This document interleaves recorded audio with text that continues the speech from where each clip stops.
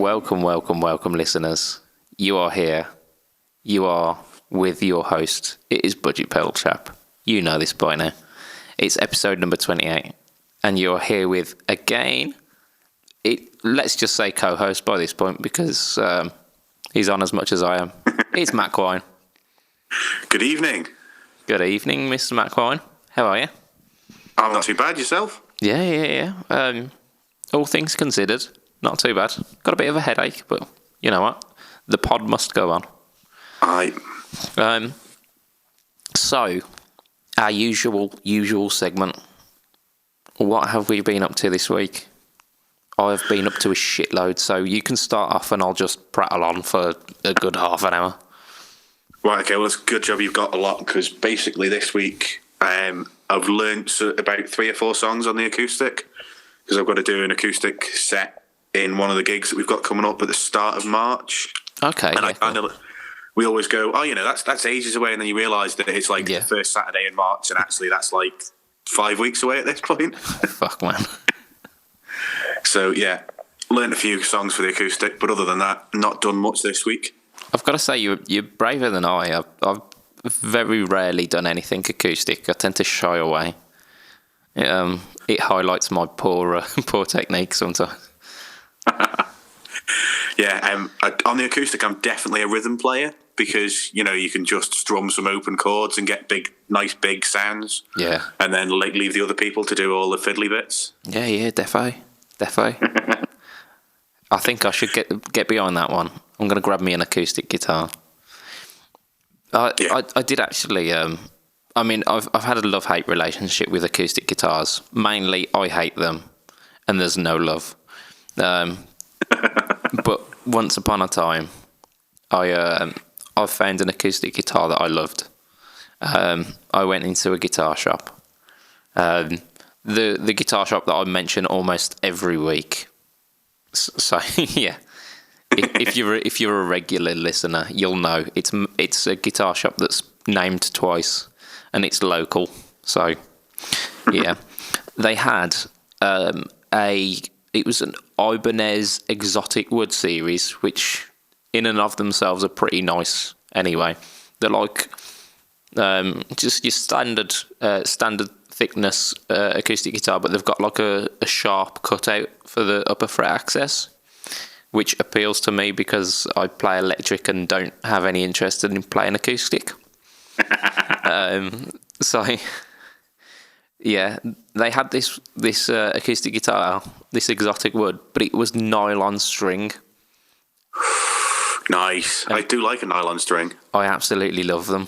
I really do.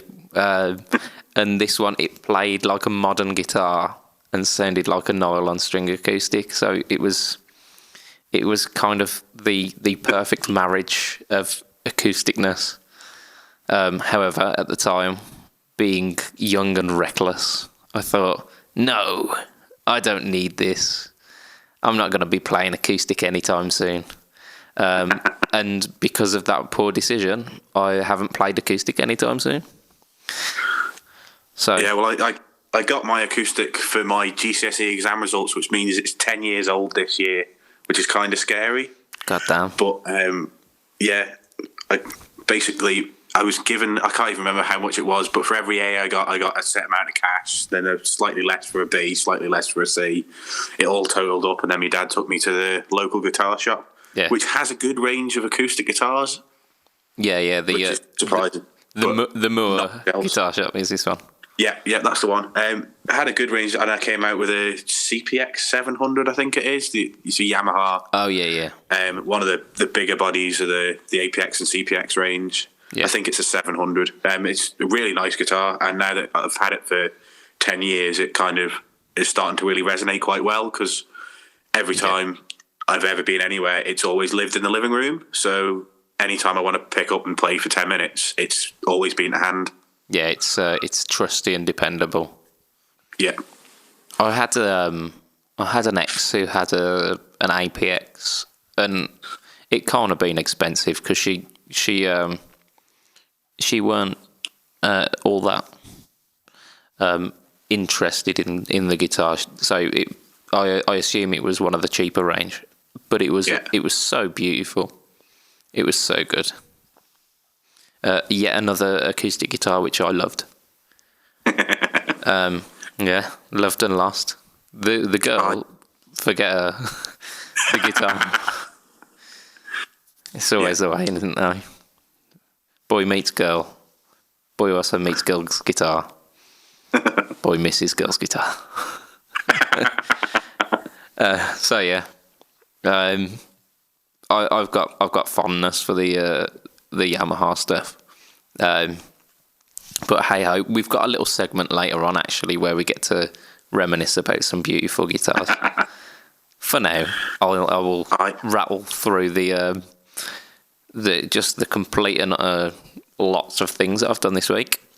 So first of all, I'm a man of my word. I did end up troubleshooting the pedal that weren't working, the hairy thumbs up boost, and it now works. Good. Of sorts. Of sorts? Yeah. I put it through a cheap power supply, and it ended up getting a 50 cycle interference. So there was a little kind of sound. Yeah. I imagine if I put it through something a little bit tastier, something with isolated outputs, it's not going to do that. But I don't know. It's working. It's making sound. So that's as much as my interest goes, to be honest. So fair enough. Yeah. I might try and insulate it one day or figure out what's going on. But for now, who cares? It makes the you wanted it to make. Yeah. It does everything a little bit louder, so it boosts. Good. In fact, actually, I think it was around the idea of what you were thinking the other boost was going to be, because this one is like a pure clean boost. Right. Okay. But it warms everything up because it's that kind of circuit, but it's everything's one louder, whereas yours adds a bit of grit as well, doesn't it? Yeah, I quite like the addition of the grit though. No, I do. Slowly falling in love with that pedal. Yeah. To be honest, when I took it to practice and it made the Vox sound good, because it was one of those cheap Voxes, I was considering buying another kit and doing one for myself as well. Yeah, I've played it again with the Lead 12, and it just kind of gives you extra of everything, and just kind of it takes you whatever you're using as your, I'll say clean tone. I never play clean with the Marshall anyway, but it gives you that tone, and it just kind of adds a bit of everything rather than just a bit of volume. It just adds a little bit more gain as well, and just kind of makes you cut through a little bit more. I'm really starting to enjoy it. Yeah, it's that kind of, it's the subtle presence boost, isn't it? That makes it just beautiful. Yeah, no, I was really impressed with it. And I'm glad that it's bringing you pleasure. But yeah, along those lines, I happened upon a little gold mine of PCBs for sale. So my new project, I didn't think I'll just buy one and see how that goes. I thought I'll get 10. Well, I actually thought in both of those ways. I thought I'll get one and see how that goes. And before the one arrived, I ordered 10, so now I've got 11. So, yeah. But hey. So, yeah, this one's a one knob fuzz, and it sounds pretty cool from the demos of the guy who was selling the PCBs. I will get some links for the guy who's selling that stuff. I did say to the chap that I'm gonna promote his stuff because he was so cool about it. Because I messaged him the start of the week going, "Oh, where's my PCB? I ordered it like a week ago," and he was just completely cool, which ended up in me buying 10 more. Yeah. But yeah, I've been racking his brains about the component list as well, which got me component shopping. Hey. which I was talking to you just before we started the cast. There's a little bit of a problem with component shopping. Because they give you these handy little pictures on the websites, and that's all good and well, but the pictures all look the bloody same. A resistor looks like a resistor, no matter what you do to it. It looks exactly the same. However, I've ordered from this place before, and some resistors came in a normal PCB-friendly size, which is kind of maybe like a couple of mil in length, the body of the resistor.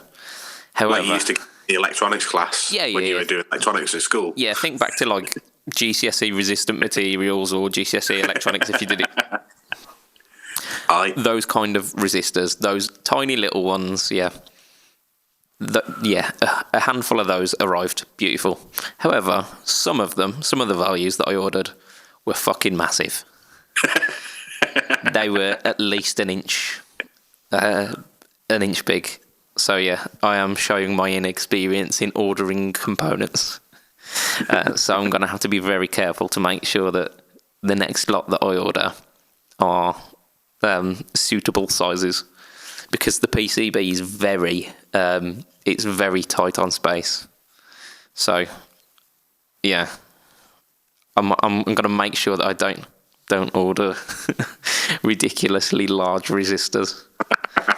But yeah, it's looking cool, and it looks like I should be able to knock a couple of these pedals out for a decent price as well. Because I've got a couple of guys who are interested in them. Matt, you being one of them. Yeah, definitely. The demo sounds cracking, to be honest with you. So I'm definitely interested in getting another one of your pedals. I'm going to have 001 of every single one of your pedals by the end of it. Yeah, you will. And then 25 years down the line, when you're the next Brian Wampler, I'll sell them all for £1 million. Yeah, yeah, well.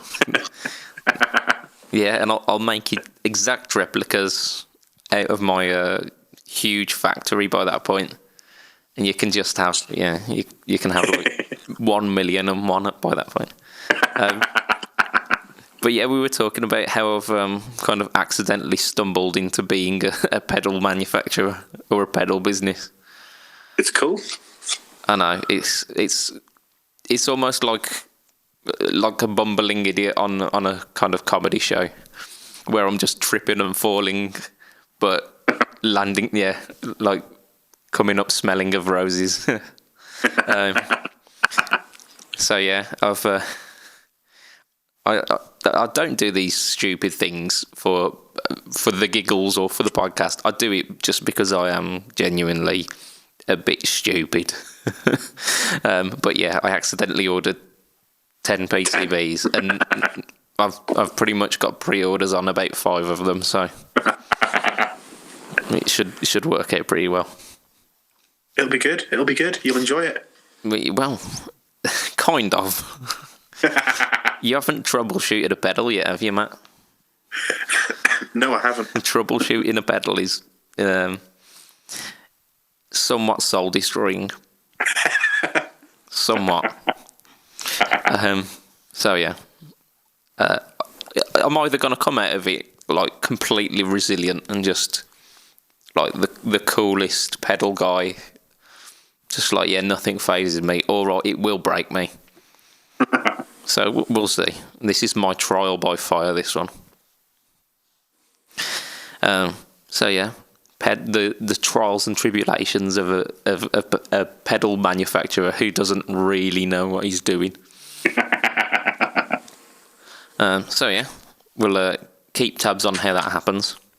But I've done other things this week as well. Not only just buy stupid things and kind of research what I need to do to build the pedals.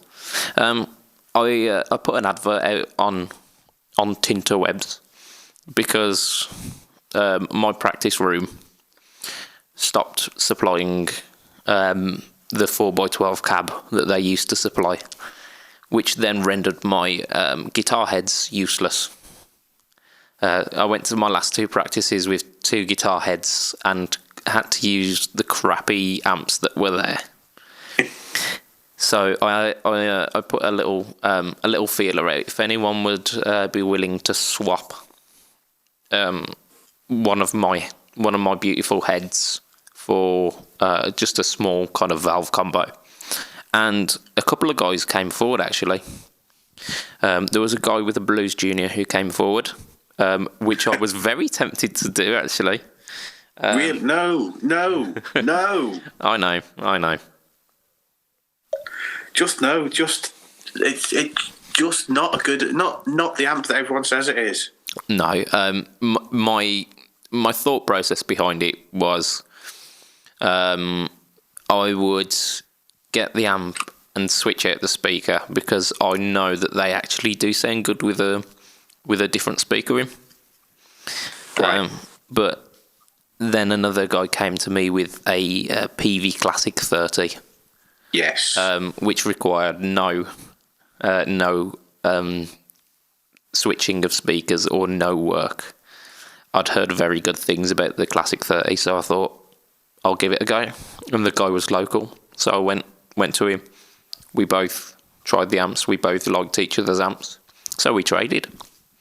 And I am now the proud owner of a PV Classic 30. They are one of my favourite combos that's out there. I think I might have mentioned on the podcast before, but I'm not sure. The other guitarist in the band has one as his backup amp. Oh, yeah. And on occasion, when either my AC15 needed revalving or when I forgot to put my AC15 in a car because I'm an idiot, and we were gigging in the same town that he was in, I've used it. I think I've used it 3 times, and it's just an absolutely fantastic. It's great as a pedal platform. Yeah. It's one of the few 2-channel sort of small valve combos that I like the drive channel on as well. Yeah. The drive channel on it is just so sweet sound. It's just perfect. I love them. You are selling me on this. I mean, I haven't had much chance aside from plugging it in some guy's garage to try it, but it sounded very Fender voiced, and it sounded like it would be an ideal pedal platform, which is essentially what I use it for. Because, as you know, as long as it can put a Mojo in front of it, it's got my vote.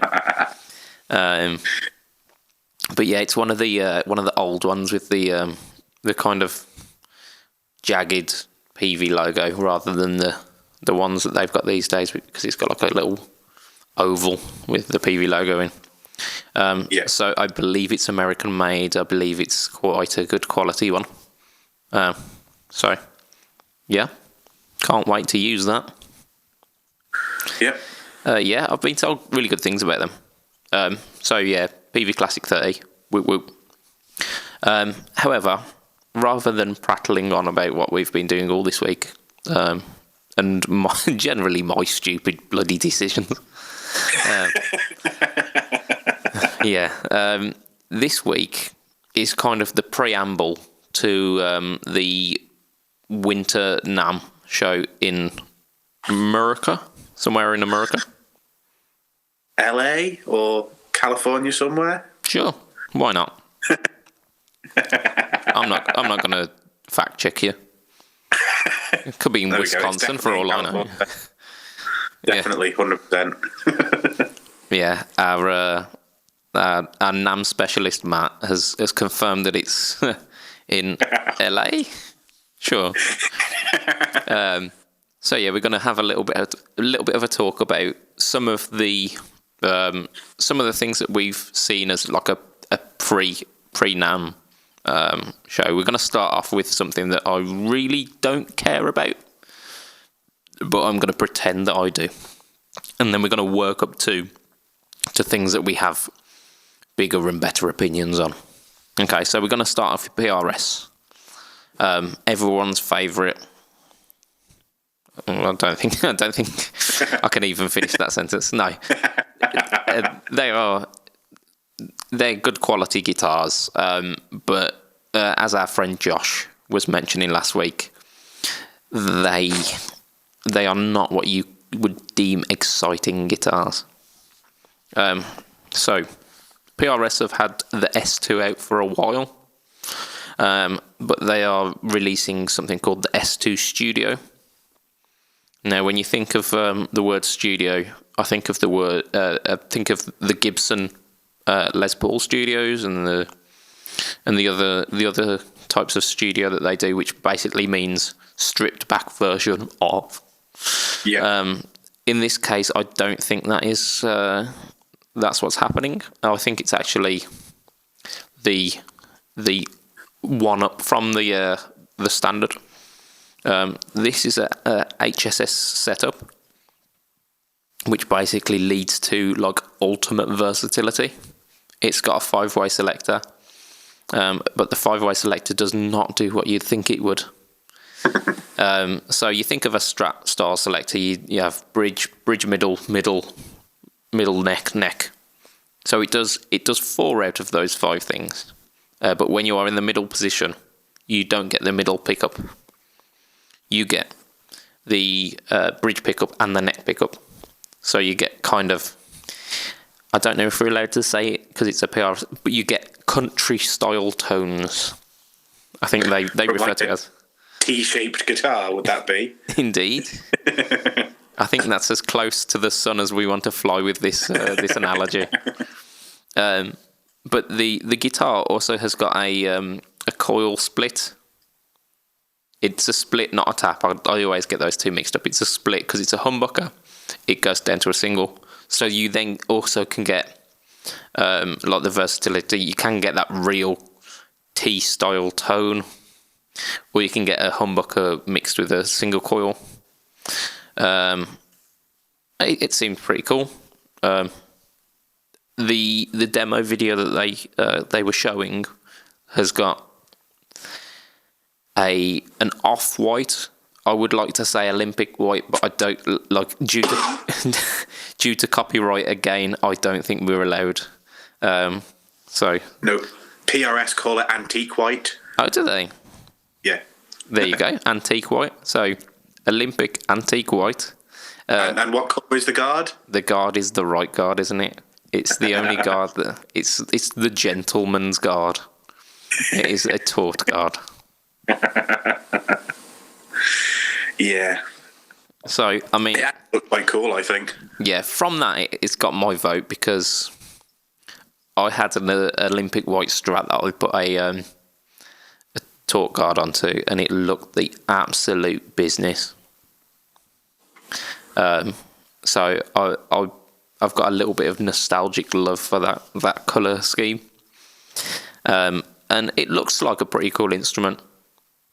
But how much can I get excited about it? Can I drum up enough enthusiasm where I'd go, well, I'd buy that? Probably not. Certainly I wouldn't. Yeah, I don't know. But if you're a PRS fan, definitely worth checking out. And if you're after something that's versatile as balls, then yeah, sure. Yeah, I mean, how many other HSS PRSs have you ever heard of? Because I don't think I've seen any HSS config PRSs. Yeah, I don't think it's anything that if they've done it before, it must have been in limited runs. Yeah. I'll be honest. I don't keep as up to date with PRS as I probably should. However, yeah, who knows? So. What have we got next on our list? We've got the big F, the giant big F. They've got a couple of new things. Matt, you've got an exciting new range of guitars that I think we should mention first. Yeah, so this is kind of the series that I've got the most sort of interest in, and they've called it, what have they called it? The Parallel Universe series. Yeah. So they've basically taken the idea that was the Telemaster last year that they didn't call a Telemaster, they called it the Offset Tele. Yeah, the Offset Tele, yeah. Where it was a Jazzmaster body, but everything else was a Telecaster. And they have added a load of other different bits to it. So They've said instead of doing a Jazzmaster body with everything else from a Telecaster, we'll take all the bits that we didn't do, and we will change it so that it says, so that you've got a Telecaster shaped body with a Jazzmaster bridge, a Jazzmaster pickups, and a Jazzmaster neck. Yeah. Which, looks pretty cool, but who wants a Jazzmaster trem system on a Telecaster? Yeah, I think Chris says he was liking the look of it, and brought up quite a valid point that the cheaper versions of the Jazzmaster trem system are quite rightly just wank. However, if because they're quite a premium price point, aren't they? These parallel. Yeah, they're $6.99, I think. And that's not too bad actually. But if they're kind of up there price wise, then the bridge might be slightly more uprated. Yeah, and maybe we'll find that out. That'd be a nice thing. So the next one in that range was the Stratocaster that's got Jaguar scratch plate and trem system and pickups. Yeah. Which I think it looks cool. Yeah. I'm not sure I'd ever go for a Strata Jaguar or whatever they're going to call it, but I think it looks fairly cool. I like the metal parts of the scratch plate that they've got on the Jaguar and all those different tone circuits. Yeah. It'll be interesting to see how one of those sounds, but I think they look pretty cool. Yeah, our good friend Mr. Guitar Geek, aka Andrew Ferris, aka the man from Austria, he did a video about this earlier on in the week, and he likened this one to, I think it was the Burns London, and from there on, I just haven't been able to see anything else. It's the Fender Burns, isn't it? Yeah. But yeah, I think in terms, because I don't think they make those anymore, and if they do, they're Far Eastern rather than the. I think they were originally British made, weren't they, Burns? Yeah, I think back in the day. So yeah, it might be a slightly more playable, slightly more reliable version of what you can get styled like that these days. But it's, again, very niche, isn't it? Yeah, very niche. The next one is possibly, it's my second favourite of the range, and it's basically a Telecaster Les Paul. Oh, yes. And they, from what I've seen photos-wise, they've got a flame maple top one and a plain top one as well. Oh, right. So it's like a studio and a standard kind of feel to them. Yeah.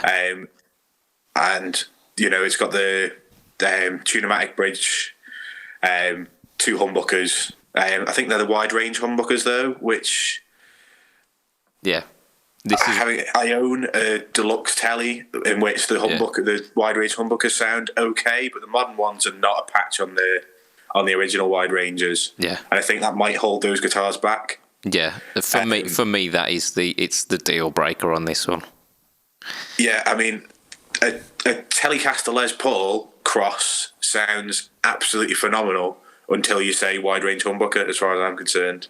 Yeah, I mean, it's even Les Paul down to the fact that it's got individual volume and tone, and I believe the three-way selector is quite Gibson-esque as well. I'm just working from memory here, but on first inspection, I looked at it and thought that they're playing a dangerous game with that one in terms of like poking the big G. But I was down with it. I thought it looked pretty swanky. Yeah, I mean the HH Deluxe that I've got is individual volume and tone for both, and the pickup selector is in the same place as on a Les Paul. So they've done it in the past. Yeah, but not quite telly style body, not with a Tune-o-matic bridge and a flame maple top. Yeah, and it's even down to like the styling of the knobs as well, aren't they? They're kind of top hat style knobs, and yeah, it's all very much styled over the fabled Les Paul. And like I say, when I first saw it, I thought, "Oh, that's a bit nice." But then again, the wide range humbuckers are the thing that breaks it for me because they're a thinner sound, aren't they? Yeah. And I would like something ridiculously thick and creamy sounding coming out of that. But yeah, I mean, Parallel Universe, pretty cool. And I suppose having the wide range humbuckers in it kind of snaps it back to Fender rather than putting it in with as a contender to the Big G. Yeah, so there's two more guitars in it. I thought there was one more, but there is two more guitars in this range. You've got the Telecaster with a Stratocaster neck and a Strat pickguard and Strat pickups. Yeah. With a tread system. So it's basically a Telecaster body that's a Stratocaster. Yeah. Which, to me, I really don't care, but obviously you've got one that's already like that, haven't you? Yeah, I have got the Fletch Strato Tele, which this pretty much rips directly. Yeah, it works. It's a lovely guitar.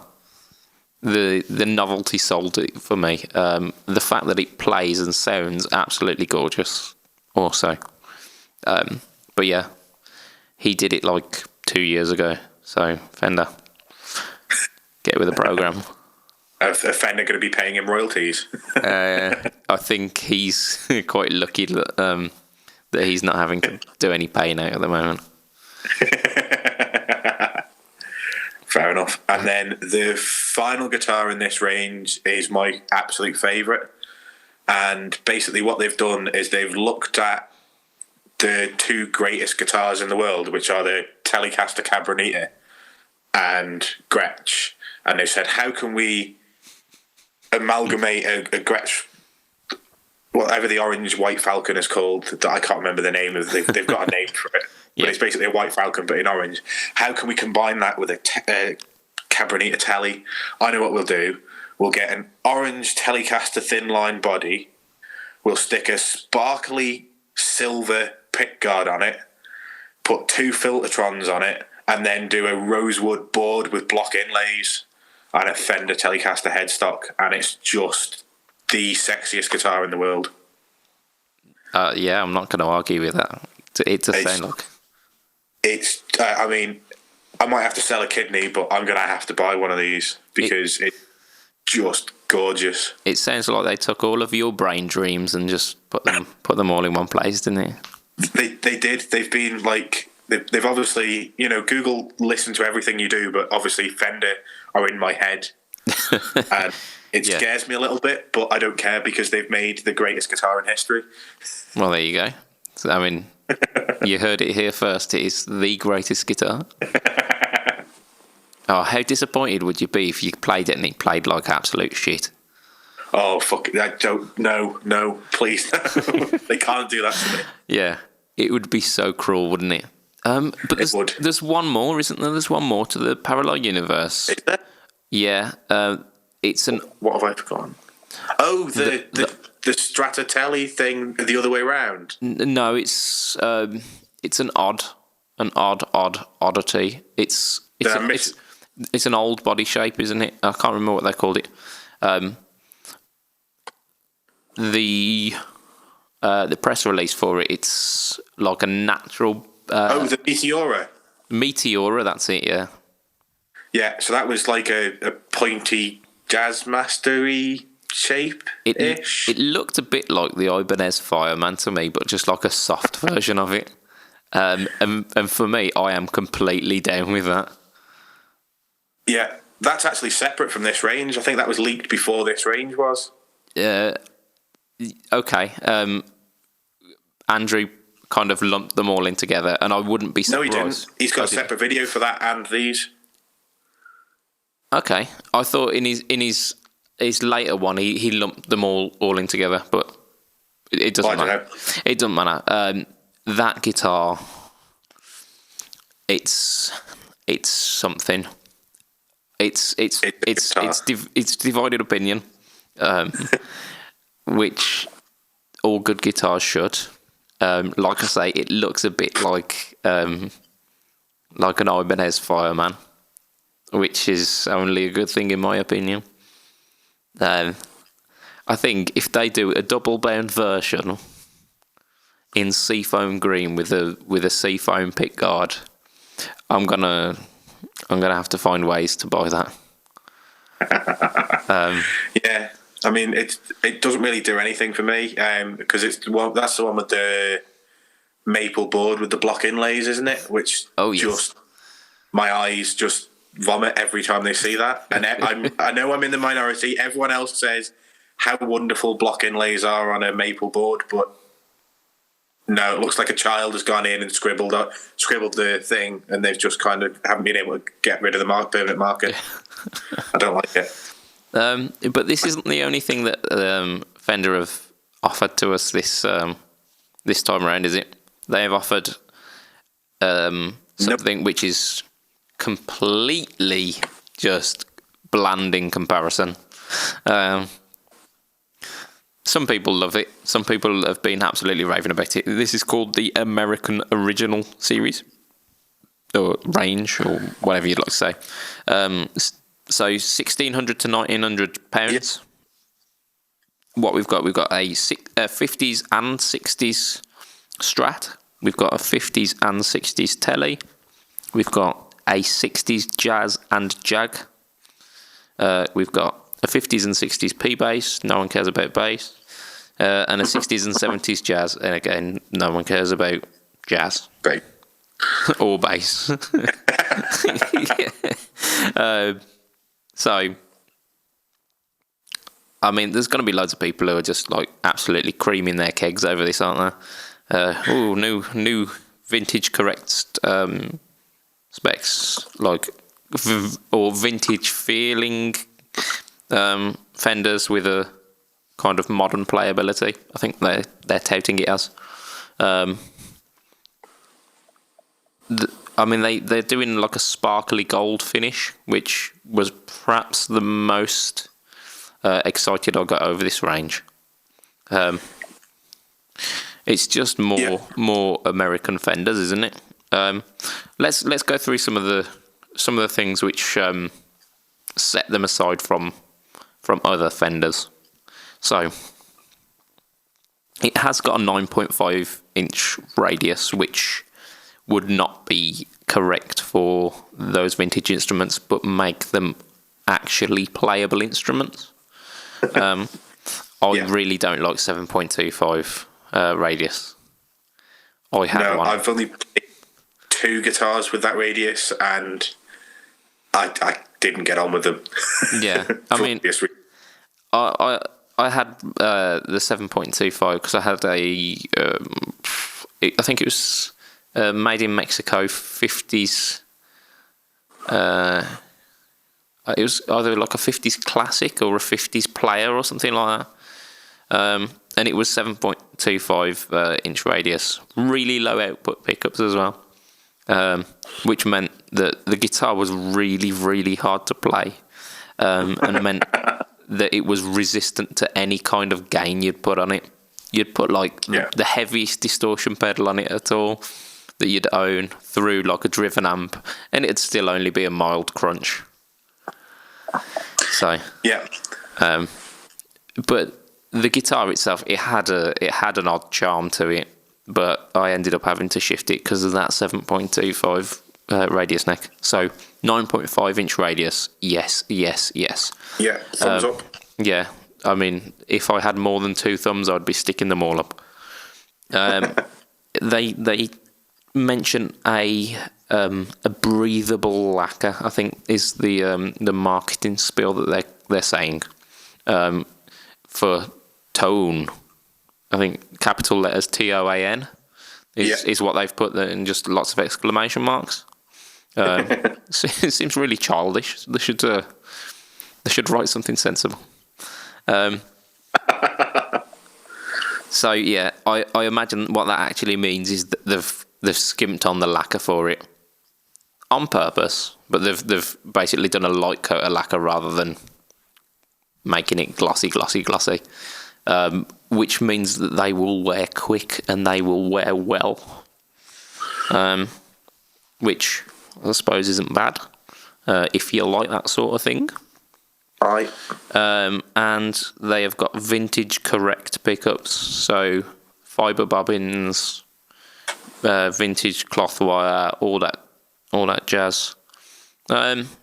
So, I mean, what are your opinions, Matt?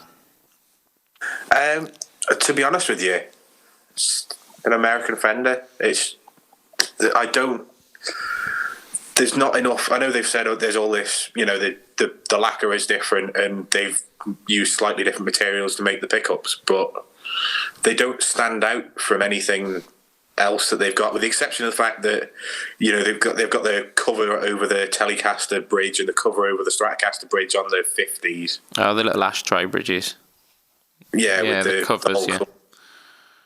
Other than that, they don't stand out. Yes, the sparkly gold is a nice finish, but I think it's only available on one of the Stratocasters. Yeah, from what I've seen, and again, it's in that price bracket of what is it, $1,650 to $1,900 or something like that. Yeah, well, I think it was less than $1,650, but it might be $1,550. It was very close to $1,600 and very close to $1,900. So, yeah. Oh, the Strats have got a soft V neck on them, which is a neck profile which isn't so common these days.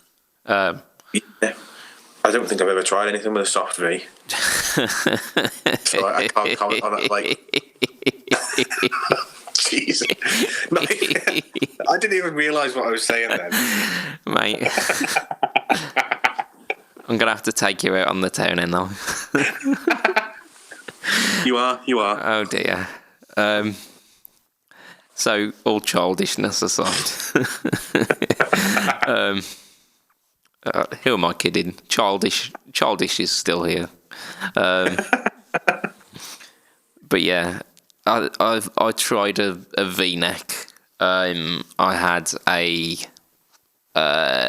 Korean light ash Stratocaster for about a minute. And it was a nice neck. Don't get me wrong, I liked it. The Ed O'Brien Strat, or is it Ed O'Brien? Who knows? His is a soft V as well. I thought his was like a Telecaster no caster neck. But I thought it was a soft V. No, from what they were saying, it was basically like a baseball bat, but with a Stratocaster headstock instead of a Telecaster headstock. So yeah, maybe I'm just bullshitting. I think I might be bullshitting as well. So one of us is definitely possibly there you right. go. This is we are playing a game of Schrodinger's bullshit here. We are both incorrect and correct all at the same time until we check these facts. But yeah, something recently had a soft V neck. Let me just Google soft V and see what happens. Yeah, put that into Google image search. Yeah, I think it's the Ed O'Brien, but if it's not, I know Clapton Strats have got a V neck. Might not be soft though. I think Clapton likes a hard V, doesn't he? Doesn't he like a V that's attached to some other guy's woman? He does. He's a scandalous man, Clapton. But lovely tone. Just all in the fingers, isn't it? It's all in the fingers. Aye. So yeah, I completely, while you're searching for this fact to find out who of us was right and who really cares. I am exactly the same as you on this. I'm so lukewarm on it that I'm finding it difficult to stay awake while mentioning this, to be honest. It's just another set of Fender guitars, isn't it? There's nothing really standing out. I think the Parallel Universe stuff was much more exciting. Yeah. Will the American Originals sell? Yes, they'll probably sell. They'll probably be the next Baja Tellies, won't they? And just prove us absolute idiots. Yeah. But for me, I don't think I care. Yeah, I'm with you. I don't care. The Ed O'Brien isn't a soft V, but it is a V-neck. There we go. See? We were both wrong. Yeah. So there you go. Fret Talk podcast, bringing you something of fact, not always checked. Oh dear. Yeah, just American original, whatever they call it. Yeah, I know. Meh. Yeah, it's just very cool original, isn't it? Right, so our final bit of newsy news from NAM is the Boss Katana Artist 100. So there are a couple of changes from the standard Boss Katana 100. Katana? I mean, depends on whether you're going to cut somebody's head off with it or not, doesn't it? I think I'm more likely to with this Artist 100. So, what are the changes? A couple of the complaints from the users of the Katana were the controls were too hard to find. They looked on the front of the amplifier and didn't see any controls, and most of them just gave up at that point. So they've moved the controls to the front, so it's now got a frontward facing set of controls, like a control panel on the front, if you will, which appeases many Katana users. Morons. I'm sorry, but if you're using an amp, generally you're standing up. So the front face of the amp is harder to see than the top of the amp. That's why controls live on the top of the amp. Yeah, no, to be honest, my Black Star HT5 is on the top. I can't say I've ever had any problems with it being on the top. But some people complained and it's now on the front, so yeah, so that's a thing. Kudos to you, boss. But it looks more like an amp now. I assume it kind of fits in with the aesthetic of being an amp. So there's that. Also, they have got two new knobs. There is a cab resonance knob and a line-out voice knob. Yawn. You're like Mick from a couple of weeks ago. He was literally like snoring on the cast. So you are putting your opinion straight up there, Matt. You're saying that this is not something that you necessarily care about. I will caveat this with I didn't care about the Katana when it first got released, and I was very, very wrong about that. Yeah. But it seems to me what they've done is, right, we've had about 18 months of sales out of the Katana 100. Yeah. And people are starting to, those that care about it have bought it. Yeah, what can we do? It's starting to get a little lukewarm, yeah. Fact? Let's move the control panel to a less convenient location and let's add a couple of extra knobs that nobody really cares about, that aren't on any other amps, that nobody's going to use, but because it's got two extra knobs, it's different. And this is your Boss Katana 2, and this is what's going to prompt a whole load of second-hand sales for the Katana from people who didn't buy it because they just didn't see the point, but they can't not buy it because it's like, you know, you're getting a second-hand Katana 100 for the same price as the Katana 50 was, because people are now buying the Katana 100 version 2. That's it. I think it's marketing spiel and it's a marketing ploy, and I think it'll probably work, and I don't like it. I absolutely love these little Matt rants. I don't think we've had one in a couple of weeks, and I love them. It's like the Gibson traditional Screwgate again, isn't it? It's brilliant. I stand by that screw was the wrong colour. I imagine they could put the knobs on for cab resonance and line voice out and actually have them attached to nothing, and people would still lose their shit over it.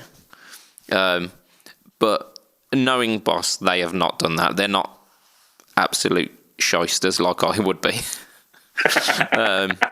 That it will do something. I imagine it's going from like a 112 voicing to like a 412 voicing with your cab resonance. I don't know. I don't think there has been any point as to what it is. I think. Don't quote me on this, but I think it's a control taken from the Wisercraft amps. So many people cared so little about those amps that, yep. So what you're saying is they've developed some technology, stuck it on an amp that nobody bought, and thought, "Oh, we've developed this. We might as well get some money out of it." Yeah, might as well get the use out of it. Yeah, I imagine that's what's happened. The line voice out. I can see the point of a line out voice, because if you're direct recording from it, direct recording from anything can be really kind of bright sounding. So having a tweakable EQ on the line out voice is beautiful. I think that's really, really useful. Yes, I think I am along the same lines as you. I mean, when I first saw it, I found it difficult to see what it was about. I think the Boss Katanas had, you said 18 months, but the first kind of 6 months it was going largely unnoticed, and then it then kind of picked up. So I'd argue it's had a good 12 months. And I'm saying a good 12 months, considering what it is. And the heat is dying down on it, and Boss want to keep that fire going. So, new. Our good friend Guitar Geek has hinted that there might be the wireless technology involved in it. But that's not been confirmed or denied yet. I think if there is a wireless technology in it, it'll add 150 quid to the price point, and I think at that point people are going to go, is it really the amp for me? I think they'd be shooting themselves in the foot by doing that. It's a nice idea, but if I want a wireless guitar system, I'll buy a wireless guitar system, and I have done. But I bought that for live use. If I'm like... I know we're not talking about the Katana Air, but the Katana Air just seems the most pointless product in the world. What's going to happen is the batteries are going to run out in the amp. The batteries are going to run out in your little wireless the transceiver thing. 3 months down the line, you're going to pick it up. You're going to go, oh, it's not charged. And then you're going to put it back down, plug it into your normal practice amp, and not use it again for another 6 months, and then never ever use it again. Yeah, maybe. I don't know. I don't think we've mentioned the Katana Air on this one, but we've mentioned one Boss product this week, so forget them. They can pay us if they want us to mention any more. But yeah, we'll have to look to see what they're kind of touting the use for this artist is. I think they might be looking to kind of rival the Blues Cube for solid state, but like supremely giggable. I know from personal experience that the Blues Cube is an absolutely fantastic, just little practice and gigging tool. They sound phenomenal. The Boss Katana would have a hard job to beat that. They're different price brackets, though, aren't they? Aren't the Blues Cubes like 700 quid? Yes, around that, but I don't know what the Katana artist will be, to be honest. No, they haven't said that yet, have they? No. So if that comes out at around the 600-700 mark, it's direct competition, isn't it? Yeah. But who knows? We'll NAMM's next week, so we'll do a little bit of a recap on this when we find out more information and when we find out we're completely wrong. But yeah, I think that's generally our NAMM coverage, our pre-NAMM coverage. So that's where we're going. Can I make a prediction? Go on. I predict there's going to be 2 new Slash models from Gibson by the end of NAMM. Because we haven't mentioned Gibson at all this week. Gibson decided not to go to NAMM, did they? They decided to go to, is it CES? Yeah, so it's the Consumer Electronics Symposium or something like that. Oh, that sounds flouncy, doesn't it?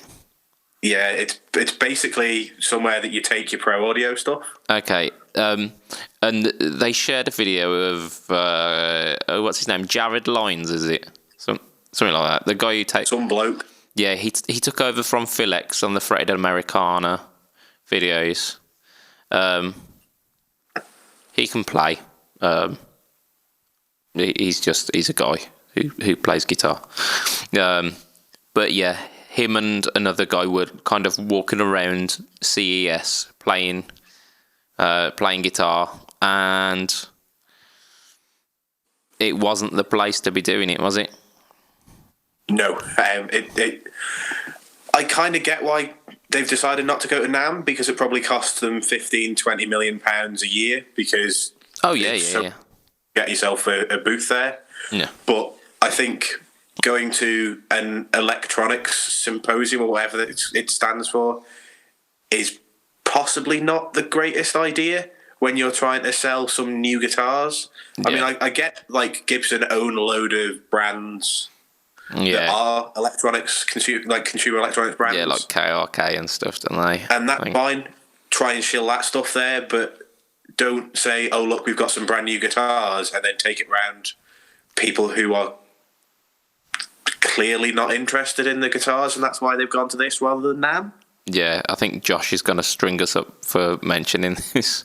I mean, it may well do, but there's that video, like you say, and he's walking around, and people just walk past him like he's not even there. And it's like you can see at the side of some of the things, people are looking at him like he's a moron. Yeah, and it's not the kind of place for that. No, for them to be doing.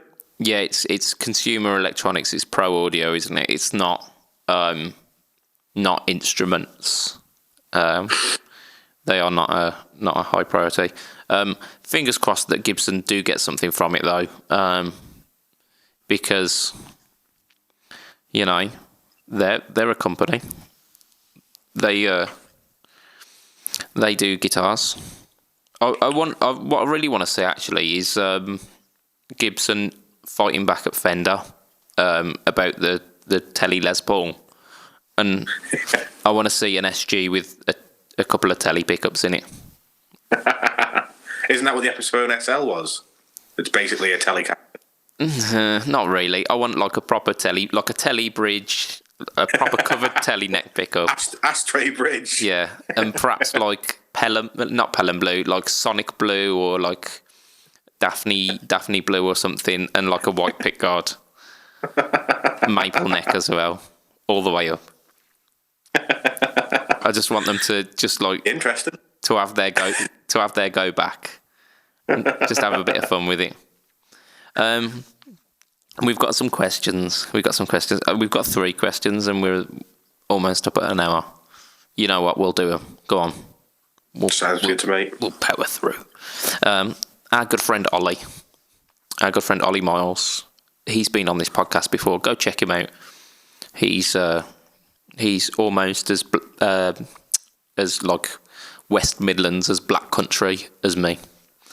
Almost. Yeah, he's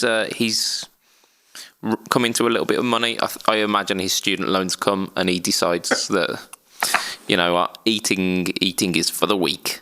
So he's got I think he says he had about £800 to spend, and he's got it in his mind that a really sophisticated grown-up instrument is a Stratocaster. And he wanted to know, for around £800, what Strat would you buy and why? Matt's doing some Googling. Strat. I can't remember the name of the fella that I pointed him towards. What's the guy from Iron Maiden? Dave Murray.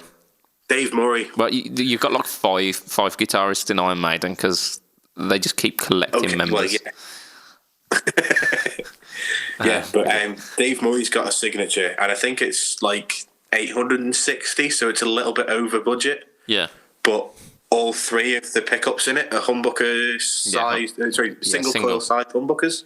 Oh, that'd be rubbish. So you don't have any of those horrible. Yeah, if it was humbucker size you don't singles. have any of those horrible glassy Stratocaster tones.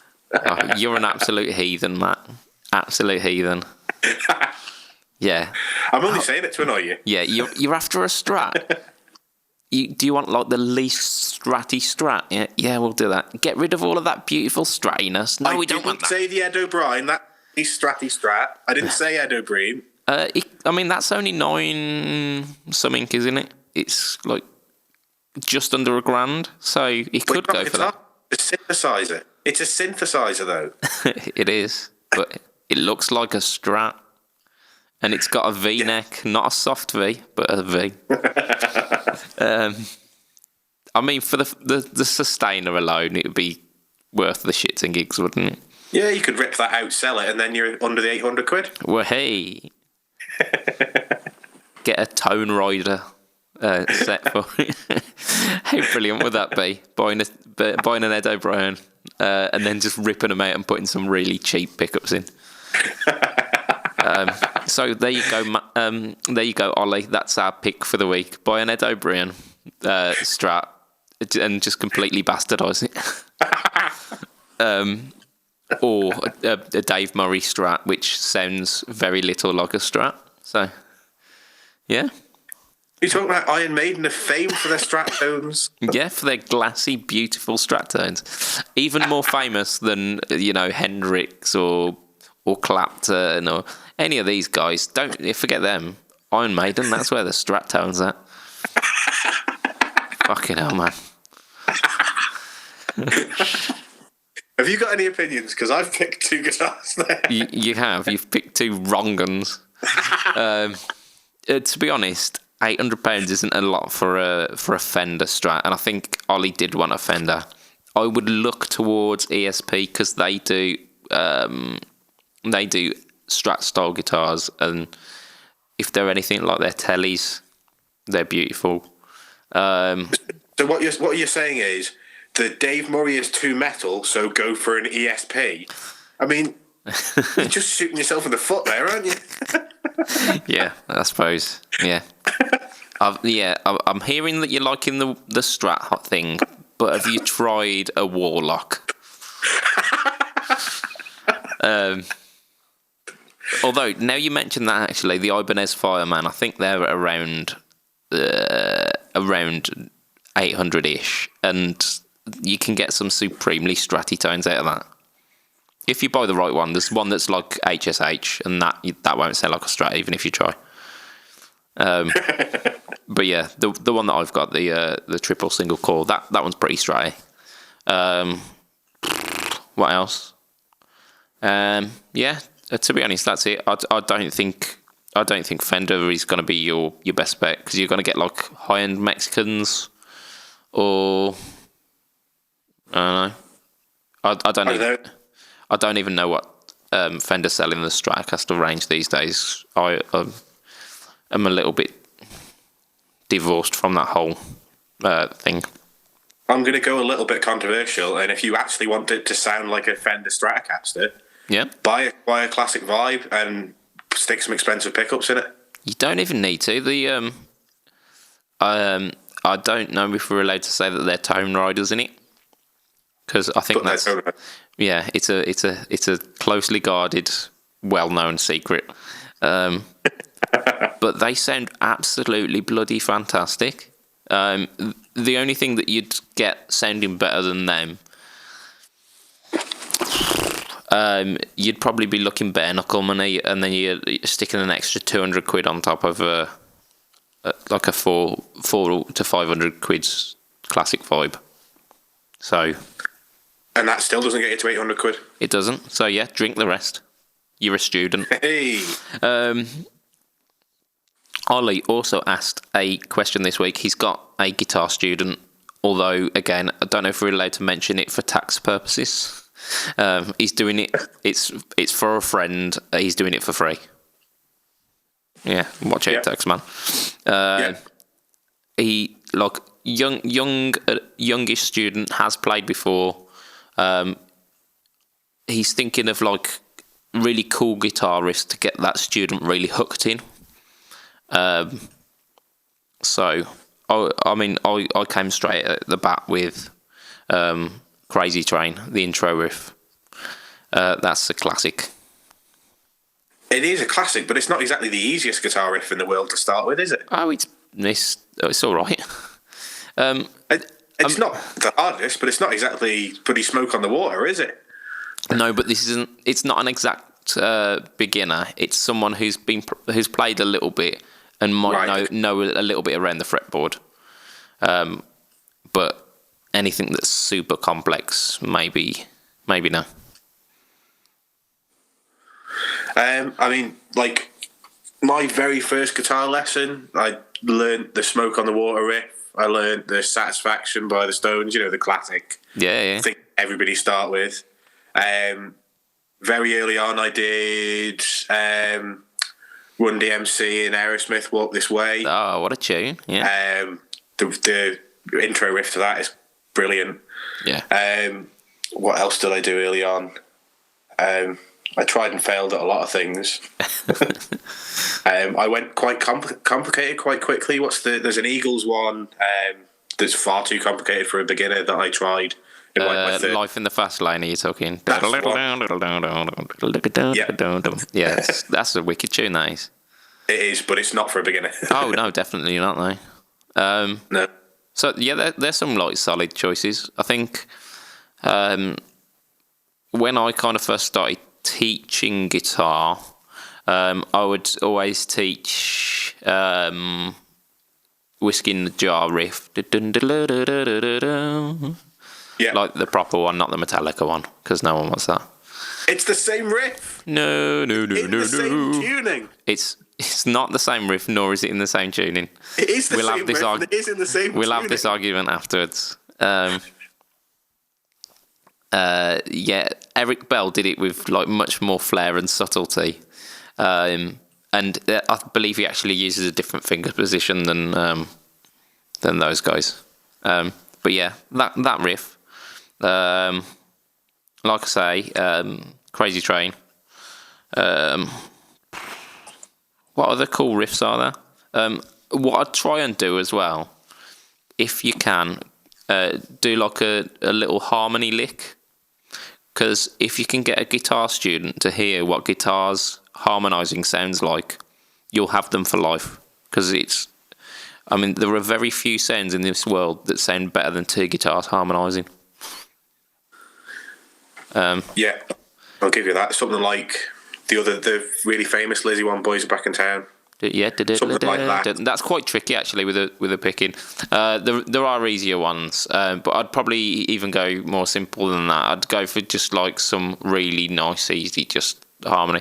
Might even just make something up on the spot and just do a little kind of harmony lick. Because guitar harmony just is the best thing. Guitar harmony, if you will.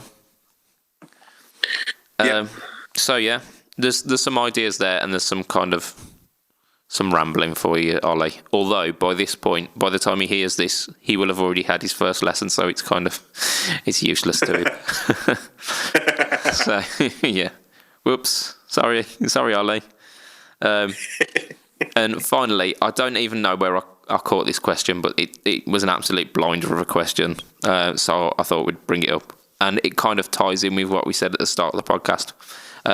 Any gear regrets? So something that you bought that was shit, and that's the exact wording that I've got down on my my little show notes, because I am one for subtlety.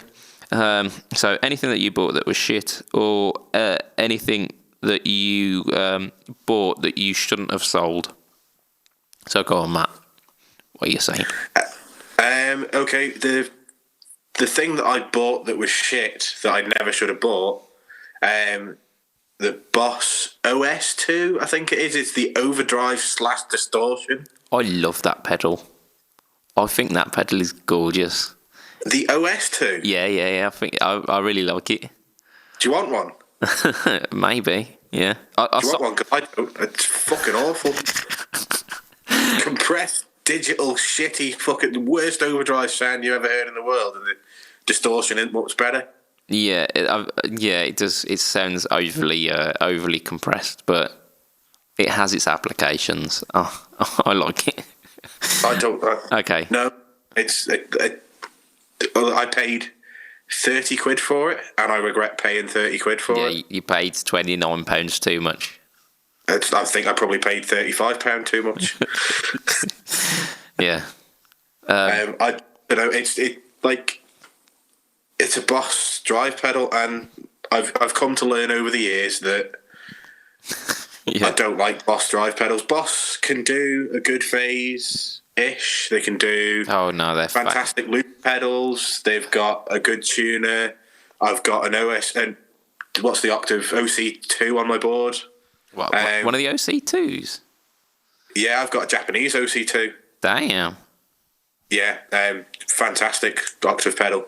I don't mind Boss pedals for the most part, but I've never heard a drive or distortion pedal from Boss that I like. The DS1 is okay, used on its own, not in a chain with anything else. And if you don't want to be heard in a live mix, if you're just playing in your bedroom. Yeah. I found it so difficult to dial in a DS1. I'd find like a setting that sounded, like you say, okay one day, and I wouldn't change anything, come back to it the next day, and it'd sound terrible. So yeah, I found it was really inconsistent. And just the gain, once you took it past a certain point, it was just noise. Yeah. But yeah, I know what you mean. Yeah. The SD1, however, is a fantastic pedal. I've not had an SD1. I've not tried an SD1. That's one of the few I haven't tried. Everyone raves over the Blues Driver. Not a fan. Yeah, no, I agree. DS1, it's all right. The Metal Zone is a Metal Zone. The Heavy Metal 2 or whatever it was called was a bad Metal Zone. Yeah, it's the Swedish death metal driver. Yeah. But yeah, so yeah, that was probably my biggest buying regret, which is not bad considering, like I say, it cost me 30 quid. Yeah, there were worse everything things that I've spent decent money on, I've not had issues with, which is one of the few good things about every piece of gear that I bought. I've moved some stuff on, but I've never regretted buying it. Yeah. What was the other question? The other question was stuff that you wish you'd never sold. Yeah. Yamaha Pacifica 112V. Fair play. Never should have sold it. Yeah. It was my second guitar. Yeah, you kind of feel like you have to, don't you? Because you think, I've grown up a bit now. Well, I sold it to fund a PRS SE Soap Bar 2. Oh, man. Which, I enjoyed the guitar. The pickups were PRS pickups. Yeah, they're pap, aren't they? They're absolute pap. They are, but, I mean, the guitar itself was a really nice playing guitar, but yeah. I actually sold the Pacifica for more than I paid for it. Oh, so fair play. I got it when it was the following year's Pacifica was just about to be released. Yeah. So it was the previous year's one, and it was on a knockdown. And I think I got it for like 135 quid. Not bad, not brand bad. New. Yeah. And I think I sold it for 150. But I should have never sold it. It was a natural finish one. Yeah. With white scratch plate, and I think it looks like it's one of the few guitars that a white scratch plate suited. Yeah. Rosewood board, really nice guitar. The trem system actually worked, which for a cheap guitar is unheard of. Yeah, just what? Yeah. But yeah, everything about it was fine, and I sold it because I wanted the soap bar, and kind of regret it. Yeah, especially because you got the soap bar with it as well. I mean, yeah. I mean, I don't own the soap bar anymore either. Yeah, I mean they're nothing to regret because I had one as well. I had a soap bar. I think mine was the soap bar too as well. Really fat necks, aren't they? Yeah. And it was fine. I loved the fat neck. I actually didn't mind the neck pickup as well. It was just the middle position and the bridge. It was just really. Yeah. But yeah, so the thing that I bought that was shit, and it's not just the way that the guitar played or or whatnot. It was a number of different reasons for this. It was the Chapman ML1, and it was one of the first run ML1s, which has put me off the brand for life. It was, I think I bought it for 200 quid because it was just towards the end of the first lot cycle. I think they started off like 250, 300 or something like that. And then they, towards the end where they were getting to the last couple, they knocked the price down. So I bought one then. The electronics were cheap, Chinese, shod. I expected that because like that was the point of it. It was the mod platform. I got like a really heavy-bodied one as well, which I thought was pretty cool. But it ended up meaning that the guitar just had just a natural deadness to it. It also, I think it was supposed to have some kind of fancy nut on it. But it felt like just like cheap plastic.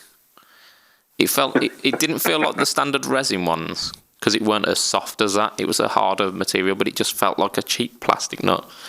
The tuners were supposed to be Grovers, and they were just not good. I mean, it just felt like a cheap Chinese guitar, and I felt like I'd been sold something which weren't that by the Chapman himself, because he was bigging up the guitars at the time.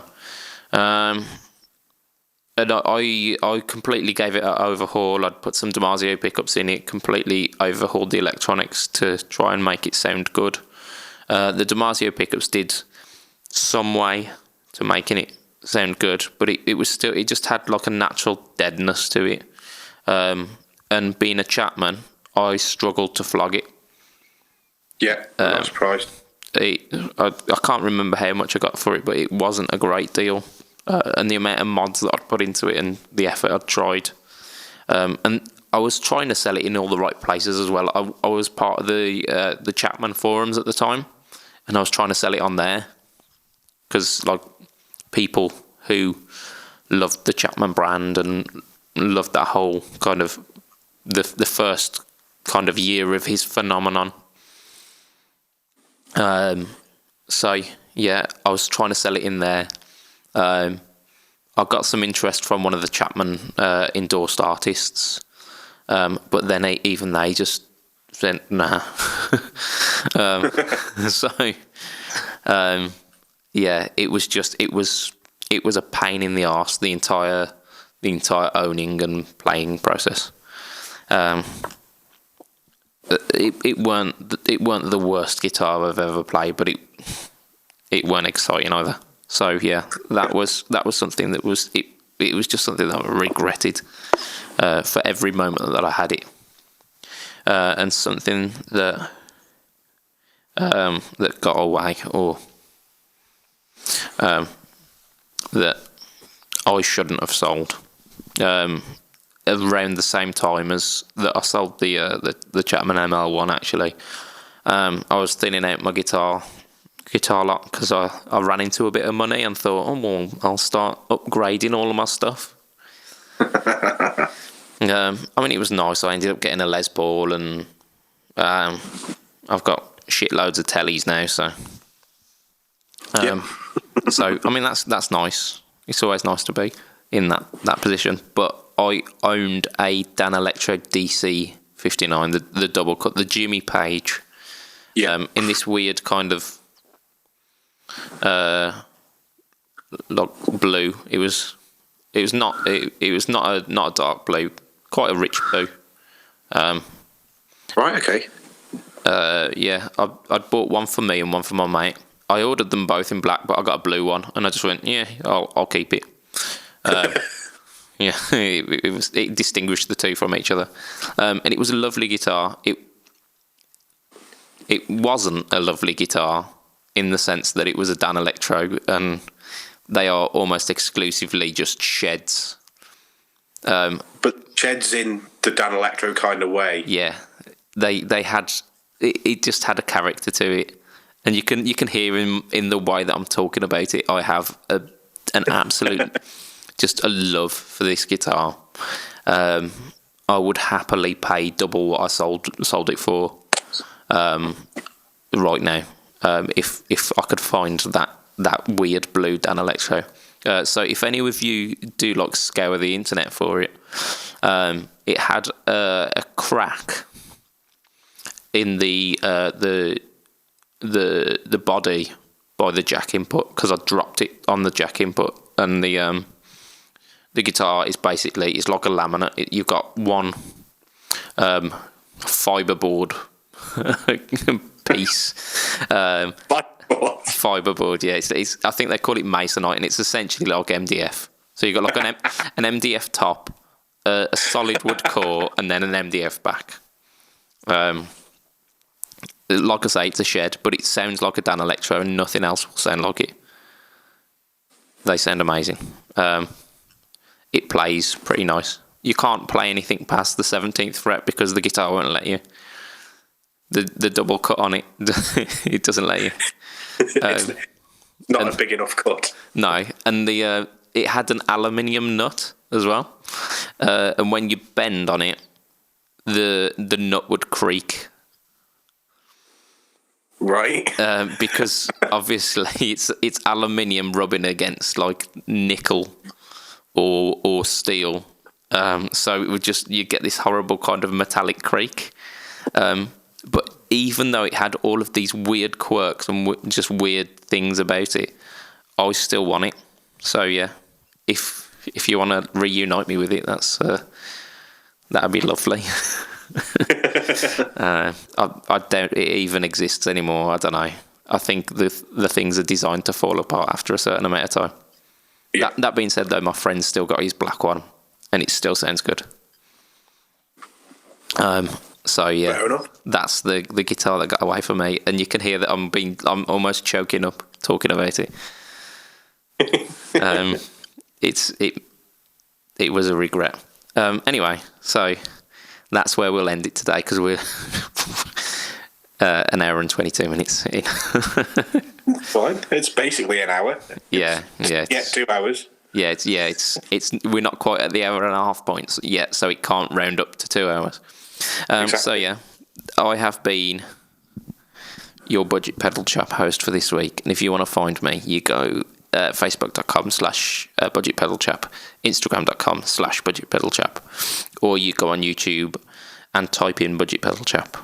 I will be youtube.com/Budget Pedal Chap at some point, but not yet. Yeah, you get weekly videos. Fridays, you get a new video for the next for the foreseeable future. The next one, I don't know. It might even be a certain pedal that I love. It might be. So watch out for this one. I can't remember. I recorded them a while ago. If we want to find you, Matt, we go facebook.com/SwitchIOM. Yeah. Or in the Fret Talk podcast group on Facebook. In the Fret Talk podcast group. You started us off with our gear jog this week, didn't you? You did. We're going to have a big push on that, because I want to see people's gear. I want to see you all. I want to see a video, or just even a picture of just your gear, and some descriptions of what it is you use and why you use it and why you love it. Get as emotional as I am about this Danelectro. Because I want to hear it. I will do mine eventually when I get some time as well. So yeah, get involved in the Facebook group. So it's Facebook groups, and you go Fret Talk Podcast, and you can get your topics involved. You can send us in topics. You can ask questions, and just interact with us. So that's the place to see us. You get to see loads of us in there as well, because we all hang out there. Right. Is there anything else that I forgot to mention, Matt? I feel like I'm forgetting something. You've done Facebook, Instagram, YouTube, my Facebook, the Facebook podcast. I can't think of anything else. If you do want to... iTunes 5-star reviews? Yeah, if you want to give us 5-star reviews. Just for the sheer professionalism that we exude. Yeah, go ahead and do that. there's obviously subscriptions on iTunes, Acast, Stitcher. You know that though, because you're here. You've already subscribed, I assume. And if this is your first podcast, I'm so sorry. But yeah, this is pretty much what we are. So on that note, from me, your host, the budget pedal chap from the man from man, Mr. Matt Quine. It's going to be a good night, good day, good morning, good evening, whatever time of day you're at. Goodbye. Good time of day. Good time of day. Auf Wiedersehen, Pet.